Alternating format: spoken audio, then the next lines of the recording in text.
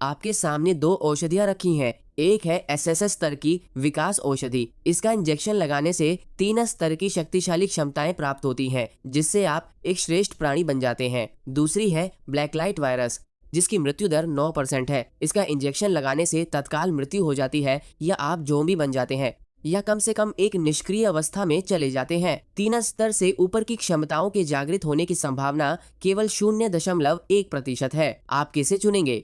इस समय Jiangnan number 1 middle school के कला और प्रतिभा चौक में कक्षा शिक्षक जो हाई नृत्य मंडली के सामने खड़े हैं। जीन वायरस जानलेवा है, ऐसा तो कोई मूर्ख ही सोचेगा।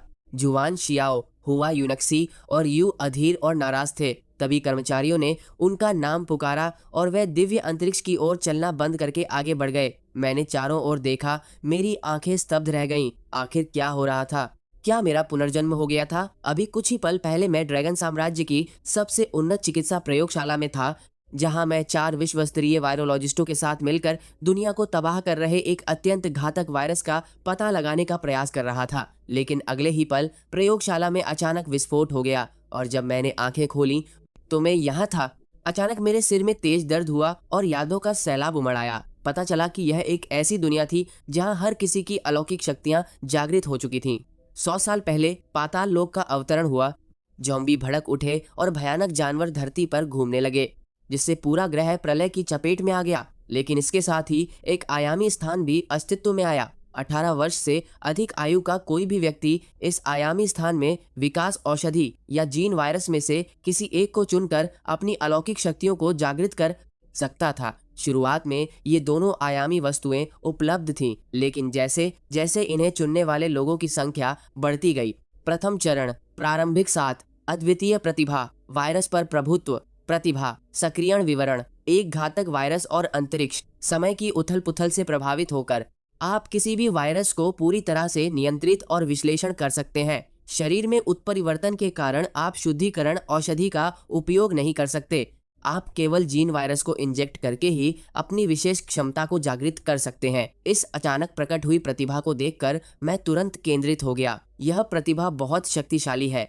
साधारण लोग केवल एक शुद्धिकरण औषधि इंजेक्ट कर सकते हैं, लेकिन अगर मैं इसे नियंत्रित करूं तो। इसी बीच युन जयू पर सबकी निगाहें टिकी थीं, क्योंकि वह दिव्य अंतरिक्ष की ओर बढ़ रही थी। उसके दोनों ओर भारी हथियारों से लैस सैनिकों की 2 पंक्तियां खड़ी थीं। मानसिक रूप से विकृत प्रशिक्षुओं को जीन वायरस का इस्तेमाल समाज के खिलाफ प्रतिशोध लेने से रोकने के लिए यह सैनिक वायरस को अवशोषित करने वाले और ज़ॉम्बी बनने वाले किसी भी व्यक्ति को मौके पर ही मार डालने में सक्षम थे। भीड़ की सतर्क निगाहों के बीच युन जियू ने तेजी से दिव्य अंतरिक्ष में प्रवेश किया। जैसे ही एक स्थानिक द्वार खुला, यूनजियो एक अत्यंत भविष्यवादी स्थान पर पहुंच गई। S rank Frost domain? मजाक है, इसमें कोई हैरानी नहीं, ये तो हद से ज्यादा शक्तिशाली है। 2 मिनट बाद यूनजियो दिव्य अंतरिक्ष से बाहर निकली। उसका साक्षात्कार ले रही एक रिपोर्टर दौड़कर उसके पास आई और यूनजियो से पूछा, यूनजियो सहपाठी, सबसे पहले एस लेवल सुपर पावर जागृत होने पर आपको बहुत बहुत बधाई। क्या आप कुछ कहना चाहेंगी? जैसे आप किस विश्वविद्यालय में आवेदन करने जा रही हैं? युनशियू वेन यानवेई हानशुई। मैंने अभी तक यह तय नहीं किया है कि किस विश्वविद्यालय में आवेदन करना है, लेकिन मैं यह देखने के लिए ज्यादा उत्सुक हूँ कि जियांग चेन कौन सी सुपर पावर जागृत करेगी। पिछले 3 सालों से उसके अंक हमेशा मुझसे बेहतर रहे हैं। उसे भी एस लेवल सुपर पावर जागृत करने में सक्षम होना चाहिए, है ना? मैं उसके जागृत होने का इंतजार करना चाहती हूँ और उसी विश्वविद्यालय में आवेदन करना चाहती हूँ जहाँ वह कर रही है। युन शियू ने मेरी ओर देखते हुए कहा। युन शियाओ, हुआडू, तुमने एस रैंक क्षमता हासिल कर ली है। तुम उससे भी बेहतर हो। अगर तुमने एस रैंक क्षमता भी हासिल नहीं की है तो यह सचमुच शर्मनाक होगा। भीड़ के उकसाने पर मैं दिव्य उपस्थान की ओर चल पड़ा। युनशी युए के पास से गुजरते हुए वह व्यंग्य करते हुए बोली, जियांग चेन, उस समय मैं इतनी नासमझ थी कि तुम्हें पसंद नहीं कर पाई। अब मैंने राष्ट्रीय क्षमता उपयोगकर्ता परीक्षा में एस रैंक क्षमता हासिल कर ली है। तुम अब भी मुझसे कैसे मुकाबला कर सकते हो? आखिरी वाक्य एक अलग असंबंधित टिप्पणी है। मुझे शास्त्रीय चीनी भाषा नहीं आती।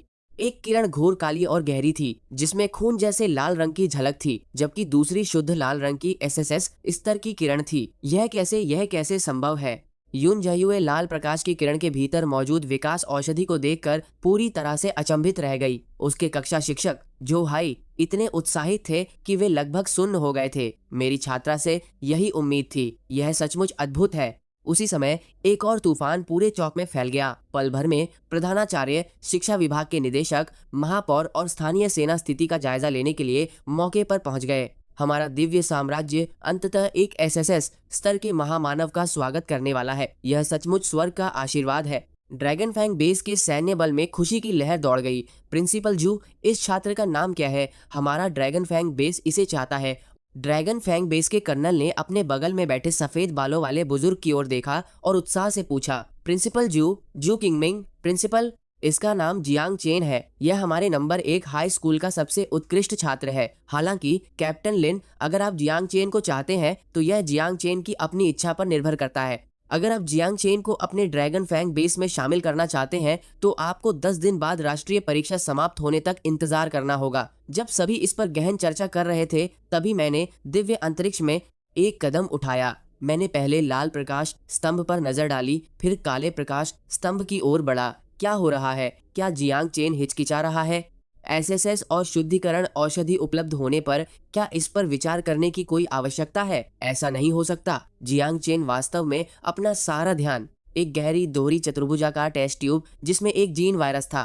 बिना किसी झिझक के मैंने हाथ बढ़ाकर उस सर्पिलाकार ट्यूब को छुआ। अगले ही पल किरण के भीतर की लाल बत्ती मुड़ गई और एक संदेश बन गया। नाम ब्लैक लाइट वायरस, क्षमता ईश्वर, स्तर परिचय ब्रह्मांड का नंबर 1 वायरस। यह सचमुच ब्लैक लाइट वायरस था। मेरा दिल जोर से धड़का और मैं हाँफने लगा। मेरी यादों में ब्लैक लाइट वायरस लगभग अजेय था। इसकी मुख्य क्षमता निगलने और अवशोषित करने की थी। यह जीन लूटने और दूसरों की सभी क्षमताओं को प्राप्त करने में सक्षम था। यह सोचकर फिर बड़ी सहजता से मैंने ब्लैक लाइट वायरस को अपने शरीर में इंजेक्ट कर लिया। उसी समय मेरे दिमाग में एक आवाज गूंजी, एकमात्र प्रतिभा सफलतापूर्वक सक्रिय हो गई। वायरस पर प्रभुत्व, ब्लैक लाइट वायरस पर महारत हासिल कर ली गई है। यह एक महाशक्ति में परिवर्तित हो गया है। प्राप्त क्षमताएं: भक्षण, लूटपाट, सर्वशक्तिमान संवर्धन, रूप परिवर्तन का राजा, अमृता, अनुकूलन, विकास। संदेशों की एक श्रृंखला मेरे दिमाग में उमड़ पड़ी। मैंने अपनी मुट्ठियां कसकर भींच लीं। मेरा पूरा शरीर कांप रहा था। इन क्षमताओं के नाम देखकर ही मैं समझ गया था कि ये कितनी शक्तिशाली है। ठीक होने के बाद उसके शरीर पर गहरे काले और गहरे लाल रंग की एक परत चढ़ी हुई थी जिससे एक हिंसक, खतरनाक और घातक आभा निकल रही थी। उसका शरीर भी पहले से कई गुना अधिक मजबूत हो गया था। मैं उत्सुकता से वर्चुअल पैनल देखने के लिए बेताब था। नाम जियांग चेन, स्तर निम्न स्तरीय, प्रारंभिक अवस्था 0%, अद्वितीय प्रतिभा, वायरसों का राजा, अवधारणा संग्रह, महाशक्ति, काला प्रकाश वायरस, ईश्वर, स्तरीय क्षमता, भक्षण, लूट, स्वयं को पुनः पूर्ति करने के लिए किसी भी जैव द्रव्यमान ऊर्जा का भक्षण कर सकता है। लक्ष्य की महाशक्तियों, यादों, कौशलों और ज्ञान को अवशोषित कर सकता है। जीन अंक प्राप्त कर सकता है। क्षमता 2, सर्व। क्षमता 3, रूप बदलने वालों का राजा, अपने शरीर को हथियार, रक्षात्मक, सहायक और नकल करने वाले रूपों में बदल सकता है। क्षमता 4, अमृता, किसी भी घाव को तुरंत ठीक कर देता है। जब ठंड से जमकर मर जाता है तो कोशिकाएं एक वायरस द्वारा पूरी तरह से सुरक्षित हो जाती हैं जिससे बाहरी क्षति से बचाव होता है। किसी भी कोशिका को पुनर्जीवित करने के लिए ऊर्जा का उपयोग करने का विकल्प चुन सकता है। क्षमता 5, अनुकूलन और विकास, नए खतरों का सामना करने पर थोड़े समय में प्रतिरोधक क्षमता विकसित कर लेता है। सामना किए गए हानिकारक पदार्थों के प्रति स्थायी प्रतिरक्षा विकसित कर सकता है। कई समान महाशक्तियां रखता है। जब तक वो बेतहाशा लूटपाट करता रहेगा तब तक वो अजय रहेगा। अब वो सचमुच अजय हो गया था।